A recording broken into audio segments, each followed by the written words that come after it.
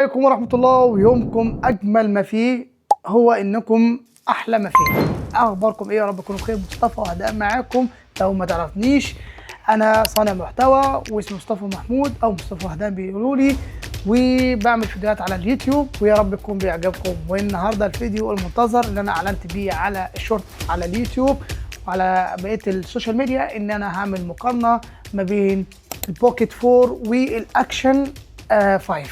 وده مقارنه غير عادله لحد ما، ولكن انا حابب ان انا اعمل الكاميرات عشان حابب ان انا اصور عن الموضوع الكاميرتين دولت، لان انا حبيت الكاميرتين دول جدا جدا، وخصوصا الاكشن 5. ودي مش دعايه لاي شركه، دي حاجه حبيت اعملها، يعني حبيت اعملها. وحاليا دلوقتي انا بصور من البوكيت 4. تمام كده، انا حولت على الاكشن كاميرا 5، وبرده 4K 30 فريم باي سكند، وعملتها برضو هي وعلى طول ما بستخدمهاش مانوال، بستخدمها اوتو، بتستخدم لي الاكسبوجر زي ما هي عايزه وزي ما الوقت مناسب. فانا حاليا بتحرك في مكان في الغرفه دلوقتي، هي زي ما انتم شايفين كده في الصاله، في الازاز طبعا، فالاضاءه داخله اكتر، لكن انا لما اغير كده اتجاهي هيبقى افضل بالنسبه لي، الاضاءه العاكس الاضاءه طبعا. دي المفاهيم بتاعت التصوير، يعني مش محتاج ان انا اشرحها، اكيد انتوا عارفينها. ولكن فلما بتحرك من نقطة يعني ايه فيها اضاءة لنقطة ما فيهاش اضاءة، فاكيد بيبان الكلام ده كله. تمام، دي افضل كاميرا، افضل كاميرا مش هقعد اعيد وازيد، افضل كاميرا ولا. وحاليا بسجل منها من المايك زي ما قلت الدي جي، والكاميرا التانية موجودة. تمام، فخلينا نبدأ نصور الاتنين مع بعض بنفس الطريقة كده. تمام، عشان نعرضهم. احنا كده بنصور بالكاميرتين بنفس الطريقة. تمام، دي الكاميرا الاكشن. تمام، خلينا نعرض كده. تمام، انا كده بصور بالكاميرتين، الكاميرا الاكشن 5 والدي جي 4 اللي هو البوكيت 4. تمام، فخلينا نتحرك بيهم. طبعا مش محتاج اقول لكم ان الكاميرا دي طبعا ده اكيد فيها جيمبل، وطبعا الحركه بتاعت الموفمنت بتاعتها بتبقى ممتازه جدا، وتقدر تغير الحركه بتاعتها بالطريقه اللي انت عايزها. اما بالنسبه لدوت، في زي حاجه اسمها بيقولوا الروك ستادي او روك ستار، حاجه زي كده. ده عشان الاكشن مود بتاع الحركات بقى، والاكشن والجامبين في اي حاجه اكشن تقدر تستخدمها اكيد في الكاميرا ديت، ما تنفع في الكاميرا ديت. فطبعا تبقى محدد نفس اختيارك تعمل ايه.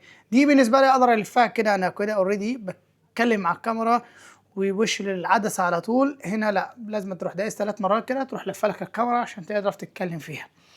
فده حاليا دلوقتي بالنسبه لي التصوير. خلينا بقى نستخدم التليفون بتاعي. بالتليفون بتاعي اللي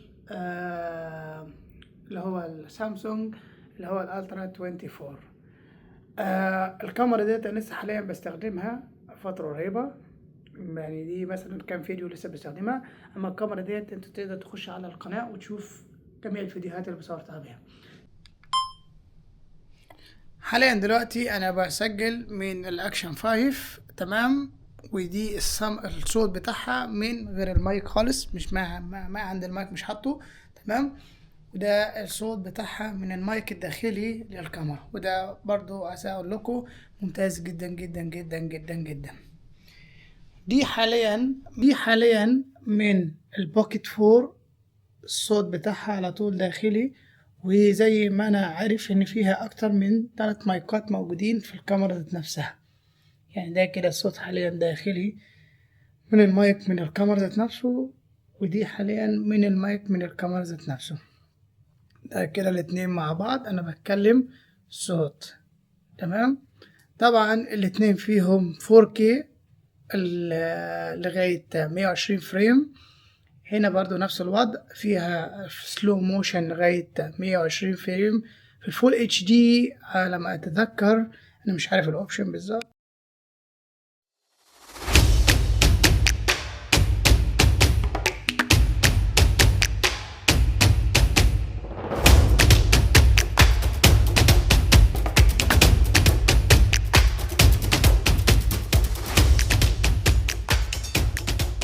فانا طبعا مش بقول لك اشتري الكاميرا دي ولا اشتري الكاميرا دي الافضل ليك، انت المفروض تعمل وتدور وتشوف الافضل ليك بالنسبه لك ايه. انا حاليا في كاميرا هعرضها عندك. الكاميرا دي انا شريتها تقريبا ما يعادل بالمصري ساعتها حوالي 100,000، وتمنها هنا اهوت في الكويت حوالي 1000 دينار حاجه زي كده. الكاميرا دي ما استخدمتهاش الا حوالي 3 4 مرات. كاميرا بتاعت شغل، كاميرا عايزه تفتح بيها بيزنس، تعمل بيها بيزنس، مش بتاعت فلوجات، مش بتاعت حاجه زي كده اللي انا اشيلها واتحرك بيها في كل مكان.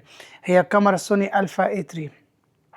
فلازم ان انت تبقى انت محدد او عايز تعمل ايه. وفي نفس الوقت انا مش بتاع الكترونكس اللي انا اقول لك بقى ده الاوبشنز هنا وبتاع، ولكن انا حبيت الكاميرتين دولت، وخصوصا دي طبعا دي اميزنج، يعني حاجه اميزنج.